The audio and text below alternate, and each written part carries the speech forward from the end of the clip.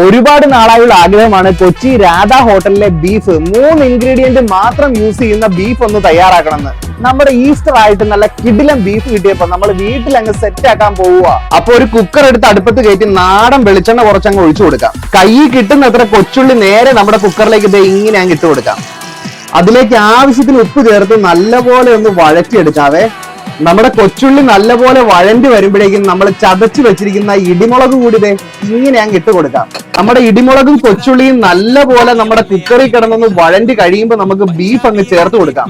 നെയ്യോട് കൂടിയ ബീഫാണ് നമ്മൾ ചേർക്കുന്നത്. നേരെ അങ്ങ് ഇട്ട് നല്ലപോലെ അങ്ങ് ഇളക്കി സെറ്റ് ചെയ്ത് കൊടുക്കാം. ബീഫും കൊച്ചുള്ളിയും ഇടിമുളകും ഒന്ന് മൂപ്പിച്ച് നമുക്ക് കുക്കർ അടച്ചു വെച്ച് വേവിക്കാം.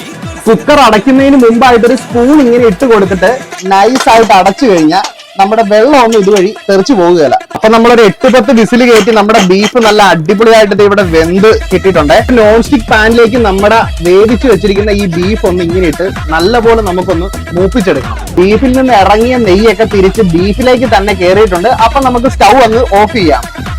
ചൂട് വെള്ളയപ്പത്തിന് മുകളിലേക്ക് നമ്മുടെ സ്പെഷ്യൽ ബീഫ് കറി ഇങ്ങനെ അങ്ങ് ഒഴിച്ച് ഒന്ന് കഴിച്ചു നോക്കണം. ഒരു രക്ഷയില്ലാത്ത ടേസ്റ്റ് ആണ്. എല്ലാവരും വീട്ടിലൊന്ന് ട്രൈ ചെയ്ത് നോക്കണം. അപ്പൊ എല്ലാവർക്കും ഹാപ്പി ഈസ്റ്റർ.